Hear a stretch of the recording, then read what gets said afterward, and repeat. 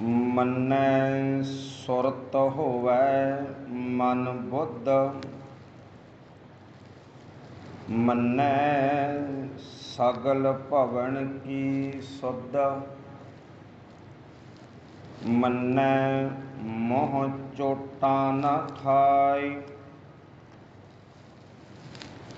मन्नै जम कै साथ न जाई। ऐसा नाम निरंजन होय, जे को मन जानै मन कोय। ऐसा नाम निरंजन होय, जे को मन जानै मन कोय। वाहिगुरु जी का खालसा, वाहिगुरु जी की फतेह। वडभागे हाँ सतगुरां दे चरनां दे विच बैठण दा इस समा सानू प्राप्त होया है। पावन बाणी जपजी साहिब 13वीं पौड़ी का पाठ आपने सरवण किया है जी। गुरु नानक साहब पातशाह गल करते हैं, जिन्नी सुन कै मन्निया हों तिन बलहारें जाऊं। जिन्ना ने सुनिया ते सुन के फिर मन लिया, क्योंकि सुनिया असल विच उदों ही सुनिया मन्निया जाता है जदों कोई उसनूं मन लवे। सुनन का अर्थ असीं अपने टीचर नूं, अपने ज्ञानदाते नूं सुन रहे हाँ, ते मन्नण का अर्थ है उसनूं अपने अमलों की सलेट के उपर लिख रहे हैं। दो चीज़ां होंदियां। कोई बच्चा कितनी मर्जी अटेंडेंस पूरी कर दे भी यदि अटेंडेंस 100% है,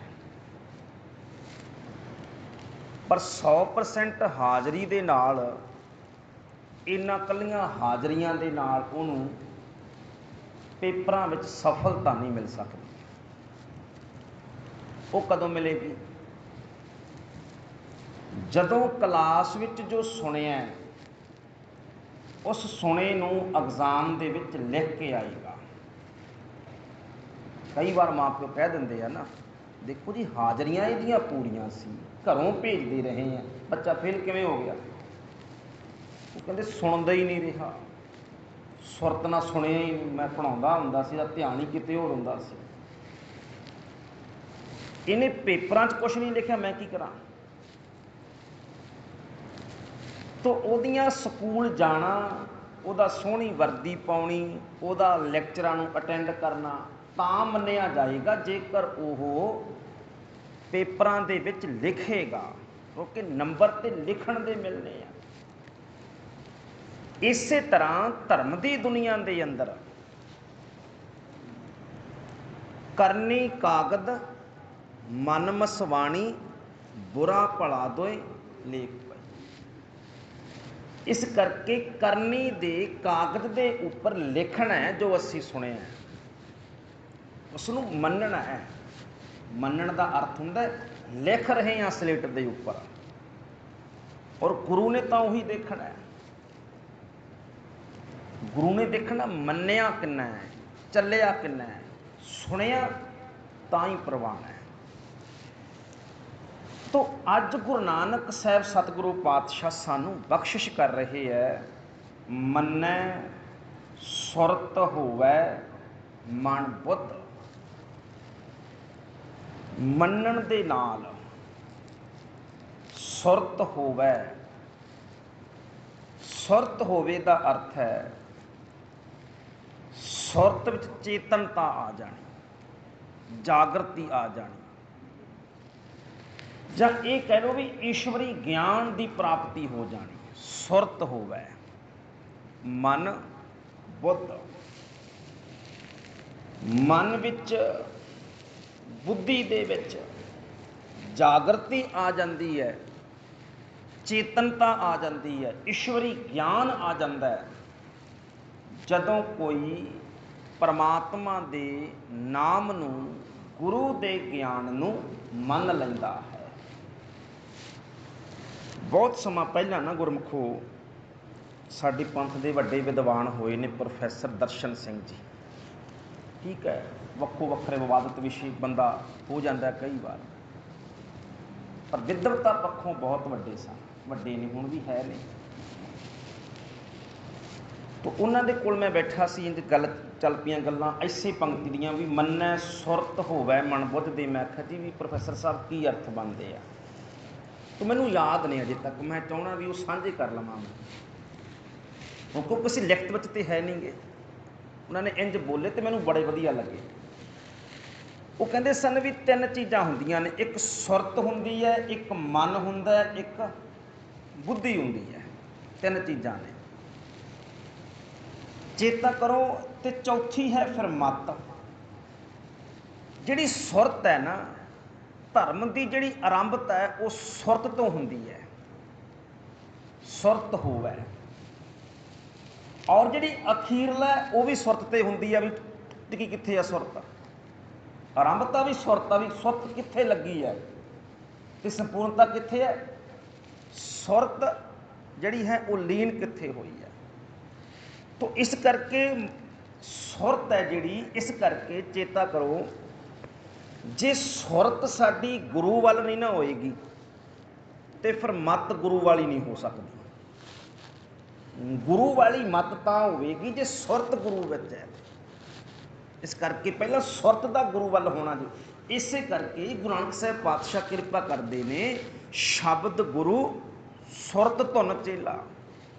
ਸਰੀਰ ਨਹੀਂ ਹੈ, ਸੁਰਤ ਨੂੰ ਪਹਿਲਾਂ ਗੁਰੂ ਦਾ ਸੇਵਕ ਬਣਾ, ਸਰੀਰ ਨੇ ਤੇਰੇ ਨੇ ਬਾਅਦ ਵਿੱਚ ਬਣਨਾ।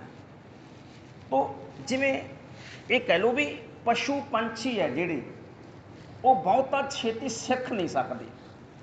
ਜਿਤਨੇ ਕੁ ਤੋਤੇ ਨੇ ਕਈ ਚੀਜ਼ਾਂ ਸਿੱਖ ਜਾਂਦੇ ਨੇ, ਹੁਣ ਤੇ ਲੋਕਾਂ ਨੇ ਕੁੱਤੇ ਰੱਖੇ ਹੋਏ ਨੇ, ਮੱਥਾ ਮਾਰ ਸਿੱਖ ਜਾਂਦੇ ਨੇ, ਪਰ ਉਹਨਾਂ ਛੇਤੀ ਨਹੀਂ ਸਿੱਖਦੇ। ਕਾਰਨ ਕੀ ਹੁੰਦਾ? ਕਿਉਂਕਿ ਜਿਹੜੀ ਉਹਨਾਂ ਦੀ ਸੁਰਤ ਹੁੰਦੀ ਹੈ ਨਾ, ਉਹ ਸੁਰਤ ਉਸ ਪਾਸੇ ਨਹੀਂ ਹੁੰਦੀ। ਜੇ ਕੋਈ ਬੱਚਾ ਹੈ, ਬੱਚਾ ਵੀ ਛੇਤੀ ਨਹੀਂ ਸਿੱਖ ਰਿਹਾ, ਉਹਦਾ ਅਰਥ ਇੱਕੋ ਹੀ ਬਣਦਾ ਵੀ ਇਹਦੀ ਸੁਰਤ ਨਹੀਂ ਉੱਥੇ ਲੱਗੀ ਹੋਈ। ਜੇ ਸੁਰਤ ਲਾ ਲਈ ਹੈ ਕਿਸੇ ਚੀਜ਼ ਦੇ ਵਿੱਚ, ਉਹ ਚੀਜ਼ ਬੰਦਾ ਛੇਤੀ ਸਿੱਖ ਜਾਂਦਾ ਹੈ।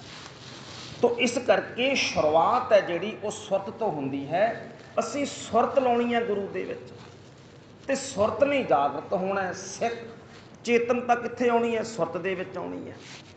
ਤੋ ਜੈਸੀ ਸੁਰਤ ਹੋਵੇਗੀ ਤੈਸਾ ਜਿਹੜਾ ਹੈ ਉਹ ਕਹਿ ਲਓ ਵੀ ਮਤ ਬਣੇਗੀ, ਤੇ ਜੈਸਾ ਮਤ ਬਣੇਗੀ ਉਹ ਜਿਹਾ ਮਨ ਨੇ ਬਣ ਜਾਣਾ, ਤੇ ਜੈਸਾ ਮਨ ਹੋਵੇਗਾ ਤੈਸੀ ਬੁੱਧੀ ਬਣੇਗੀ। ਇਹ ਤੇ ਇੱਕ ਲੜੀ ਹੈ ਨਾ, ਜਿੱਥੇ ਸੁਰਤ ਹੋਵੇਗੀ ਤੈਸੀ ਮਤ ਬਣ ਜਾਣੀ ਹੈ। ਜੇ ਸੁਰਤ ਗੁਰੂ ਵਿੱਚ ਹੈ ਤੇ ਮਤ ਗੁਰਮਤ ਬਣ ਜਾਣੀ ਹੈ, ਗੁਰੂ ਵਾਲੀ ਬਣ ਜਾਣੀ ਹੈ। ਤੇ ਜੈਸੀ ਮਤ ਹੋਵੇਗੀ ਉਹੋ ਜਿਹਾ ਸਾਡਾ ਮਨ ਬਣ ਜਾਏਗਾ, ਤੇ ਜੈਸਾ ਸਾਡਾ ਮਨ ਹੋਵੇਗਾ ਸਾਡੀ ਬੁੱਧੀ ਤੇ ਇੱਦਾਂ ਦੀ ਬਣਨੀ ਹੈ। ਤੋ ਇੱਕ ਲੜੀ ਚੱਲਦੀ ਹੈ। ਤੋ ਇਸ ਕਰਕੇ ਸਤਿਗੁਰੂ ਪਾਤਸ਼ਾਹ ਬਖਸ਼ ਕਰਦੇ ਨੇ, ਮੰਨੈ ਸੁਰਤ ਹੋਵੇ ਮਨ ਬੁੱਧ। ਮੰਨਣ ਦੇ ਨਾਲ ਸੁਰਤ ਵਿੱਚ ਚੇਤਨਤਾ ਆ ਜਾਂਦੀ ਹੈ, ਸੁਰਤ ਉੱਚੀ ਹੋ ਜਾਂਦੀ ਹੈ। ਮਨ ਬੁੱਧ, ਮਨ ਵਿੱਚ ਬੁੱਧੀ ਵਿੱਚ ਜਾਗਰਤੀ ਆ ਜਾਂਦੀ ਹੈ, ਚੇਤਨਤਾ ਆ ਜਾਂਦੀ ਹੈ। ਅੱਛਾ, ਕਈ ਜਿਹੜੇ ਵਿਦਵਾਨ ਨੇ ਉਹ ਇਹ ਸਮਝੋ, ਇੱਕ ਬੇਨਤੀ ਹੋਰ, ਜਿਹੜਾ ਸ਼ਬਦ ਬੁੱਧ ਹੈ ਨਾ, ਬੁੱਧ ਦੇ ਅਰਥ ਵਿਵੇਕਤਾ ਵੀ ਕਰਦੇ ਨੇ। ਉਹਨਾਂ ਇਹ ਜਿਹੜਾ ਹੈ ਉਹ ਦਿੰਦੇ ਨੇ ਆਪਣਾ ਦਲੀਲ ਹੈ ਜਿਹੜੀ, ਵੀ ਜਿਹੜਾ ਮਨ ਦੇ ਨੂੰ ਸਿਹਾਰੀ ਲੱਗੀ ਹੋਈ ਹੈ ਉਹ ਤਾਂ ਵਿਆਕਰਨਕ ਸਿਹਾਰੀ ਆ ਵੀ ਮਨ ਵਿੱਚ। ਜਿਹੜੀ ਬੁੱਧੀ ਨੂੰ ਸਿਹਾਰੀ ਲੱਗੀ ਆ ਕਹਿੰਦੇ ਉਹ ਵਿਆਕਰਨਕ ਨਹੀਂ, ਉਹ ਮੂਲਕ ਹੈ। ਇੱਕ ਮੈਂ ਵਿਦਵਾਨ ਪੜ੍ਹ, ਉਹਨਾਂ ਨੇ ਇੱਦਾਂ ਵੀ ਕਿਹਾ ਵੀ ਇਹ ਮੂਲਕ ਹੈ ਬੁੱਧ। ਇਸ ਕਰਕੇ ਇਹਦਾ ਅਰਥ, ਬੁੱਧ ਦਾ ਅਰਥ ਵਿਵੇਕਤਾ ਬਣੇਗੀ। तो सतगुरु पातशाह कहते हैं भाई मनण दे नाल सुरत उच्ची हो जाती है, मन विच बुद्ध दे विच बुद्धि दे विच जदों ईश्वरी ज्ञान नूं मन्निया जाता है। मन्नै सगल भवन की सुध। अच्छा इनू शुद्ध नहीं बोलना, बिंदी ला के गड़बड़ हो जाएगी फिर नहीं। शुद्ध शुद्ध हुंदा सोझी। मन्नै सुरत मन्नै सगल भवन की सुध, सोझी सारे भवनां दी सोझी हो जाती है। एक ते अर्थ ये है। कुछ ऐसे लोग कहते हैं विद्वान पुरुष कहते हैं भी गुरु पातशाह का जोड़ा मकसद सी ना, क्योंकि गल टिकती है मकसद के उपर, परपज की है, वो इस अस्थूल ब्रह्मंड की सोझी करवाना नहीं सी। इनू तो बड़े ध्यान से अस्थूल ब्रह्मंड है ये भी किन्ने सूरज ने, असी तो हुण उलझ गए ना इन्हां गल्लां दे विच। किन्ने सूरज है किन्ने चंद्रमा, हुण कई इदां भी कह दिंदे देखो जी एक ना जिहड़ी नासा है, नासा दीयां 6 बिल्डिंगां दे विच विग्यानी बैठे आ, 7वें दे विच ना गुरु ग्रंथ साहिब पातशाह प्रकाश है। इंज इंज कई कह दिंदे आ। तुसीं हिंदुआं कोले जाओ वो कहंदे 7वीं ते गीता प्रकाश है सारी गप उत्थे। किसी ने ईमेल पाई सी 2-3 साल हो गए, पुछा उन्होंने कहते ना ना ना साड़ा धर्म नाल संबंध ही कोई नहीं, साड़ी खोज ही धर्म की है नहीं। तो जिहड़ी ये किन्ने भवन ने, किन्नियां धरतियां ने, किन्ने आकाश ने, ये साइंस की खोज है, धर्म की थोड़ा खोज है। तो इस करके ध्यान दिओ जे मन्नै सगल भवन की सुध, समझ आ जाती है, सोझी आ जाती है। ये जिन्ने भवन ने जिन्नियां धरतियां ने ये सारे उस परमात्मा के हुक्म चल रहे हैं। इन्हां दी अपनी पाया कुछ भी नहीं है, अपनी शक्ति कुछ भी नहीं है। ये सब दे सब ये सोझी आ जाती है सारे भवनां दी, सारे धरती ब्रह्मंड की। ये भाई सारे उस ईश्वर के हुक्म के अधीन चल रहे हैं। तो इसका अर्थ की बनया, यह इंसान सारे सुख भोग रहे हैं। जिन्होंने गुरु नानक साहब पातशाह ने कहा भै विच सूरज भै विच चंद को करोड़ी चलत ना अंत। चलते ने कोई अंत ही नहीं है, पर हुक्म जो परमात्मा ने बनाया उस हुक्म अधीन चल रहे हैं। इस करके भाई जे इन्ने वड्डे वड्डे ब्रह्मंड चंद्रमा सूरज तारे सगल भवन उसके हुक्म दे विच ने, तो फिर तेरा भी फर्ज बनता है, तैनू भी सुख वकारां तो मुक्ति तां मिलेगी, तू भी आज़ाद तां ही होवेगा जे उस वाहिगुरु परमात्मा के हुक्म दे विच चलेगा, उहदे बनाए हुए निज़मां दे अनुसार चलेगा। ये सोझी प्राप्त हो जाती है। मन्नै सगल पवन की सुध, मन्नै मोह चोटा ना खाए। मोह सियारी उत्ते थोड़ी जी बिंदी ला के, नासकी उचारण सज्जन कहते हैं, नासकी उचारण। मन्नै मोह चोटा ना खाए, चोटा बहुवचन है, चोटा नहीं खांदा, भाव के मूँह के उपर चपेड़ा नहीं पैंदियां ने भाई जो वाहिगुरु परमात्मा दे हुक्म नूं मनदा है। हुण चेता करो, मूँह चोटा चपेड़ा, चोट तो कित्थे भी पै सकती है। जिहड़ी चोट है वो कल्ली थोड़ा सी मूँह थोड़ा पैंदी है, सब थावां ते कई बार चोट पैर ते भी लग जाती है। पर शब्द मूँह क्यों वरत्या भी मूँह उत्ते, उहदा अर्थ है सजावां। जो सजा दी जाती है उदों चपेड़ा मूँह ते पैंदियां ने, उदों पैरां ते नहीं पैंदियां। हाँ नॉर्मल लग जे चोट वो पैरां ते भी लग जाए, किते भी लग सकती है। तो इत्थे चल रही है परमेश्वरी सजा की गल। चोट वैसे किते भी लग सकती है, तुरिया जांदियां बैठिया उठिया, पर मूँह ते चोट का की अर्थ है सजा। उदों सजा वेले मूँह ते पैंदी है। तो इस करके पातशाह कहते भाई ਜਿਹੜੇ परमात्मा के हुक्म नूं मन लैंदे ने वो भाई उस परमेश्वरी सजा तो बच जाते ने, मूँह के उत्ते चपेड़ां सट्टां चोटां नहीं पैंदियां हन। मन्नै मोह चोटा ना खाए, मन्नै जम कै साथ ना जाए। मन्नै मन्नण दे नाल जमा का साथी नहीं बनता मनुख। दो चीज़ां, एक चोटां पैणियां, एक पातशाह कहते जमा का साथी नहीं बनता, जम उहदे नाल नहीं जाते। ਜਮ ਕਹਿ, ਜਮਾਂ ਦੇ ਨਾਲ ਨਹੀਂ ਜਾਂਦਾ। ਚੇਤਾ ਕਰੋ ਆਸਾ ਦੀ ਵਾਰ ਦੀ ਬਾਣੀ। ਗੁਰੂ ਨਾਨਕ ਸਾਹਿਬ ਪਾਤਸ਼ਾਹ ਕਹਿੰਦੇ ਆ ਪੀਨੈ ਭੋਗ ਭੋਗੈ ਹੋਏ ਭਸਮੜ ਭੌਰ ਸਦਾਇਆ, ਵੱਡਾ ਹੋਆ ਦੁਨੀਦਾਰ। ਵੱਡਾ ਹੋਣ ਦਾ ਕੀ ਅਰਥ ਹੈ? ਮਰ ਗਿਆ, ਪੂਰਾ ਹੋ ਗਿਆ। ਇੱਥੇ ਵੱਡੇ ਹੋਣ ਦਾ ਅਰਥ ਇਹ ਬਣਦਾ।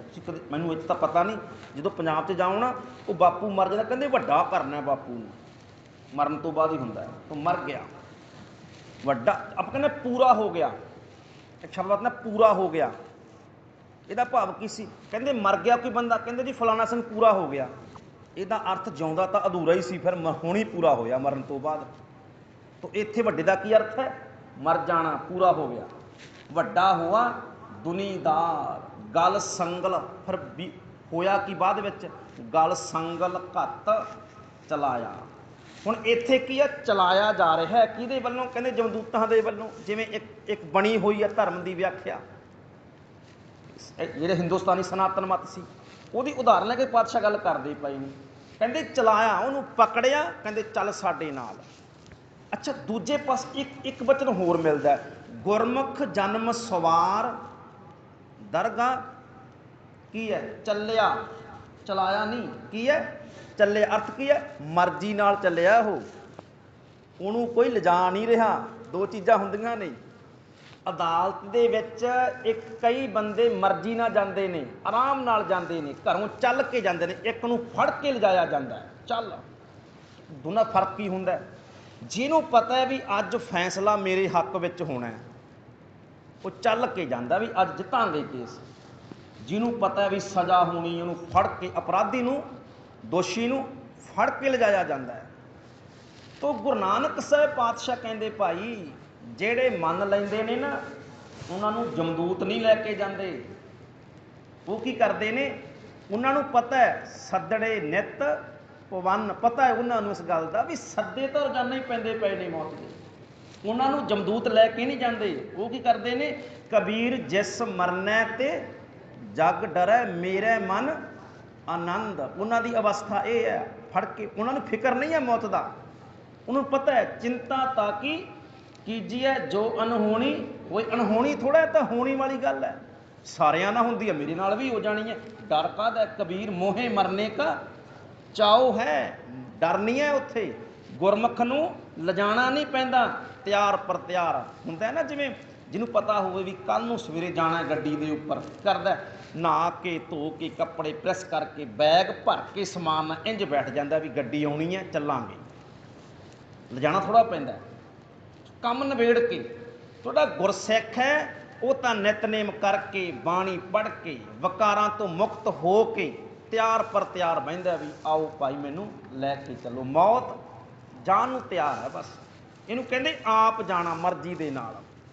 ਤੇ ਜਿਹੜਾ ਡਰਦਾ ਵੀ ਪਤਾ ਸਜ਼ਾ ਮਿਲਣੀ ਹੈ, ਕੀਤਾ ਕੁਛ ਨਹੀਂ, ਹੈ ਨਾ, ਰਾਤ ਸੌਂ ਕੇ ਗਵਾ ਲਈ, ਦਿਨ ਵਕਾਰਾਂ ਨਾਲ ਭੋਗ ਕੇ ਗਵਾ ਲਿਆ, ਉਹ ਫਿਰ ਡਰਦਾ ਹੈ। ਡਰਦਾ ਨਾ, ਡਰਦਾ ਬੱਚਾ ਤੇ ਜਿੱਦੇ ਰਿਜ਼ਲਟ ਆਉਣਾ ਹੋਵੇ ਸਕੂਲ ਨਹੀਂ ਜਾਂਦਾ।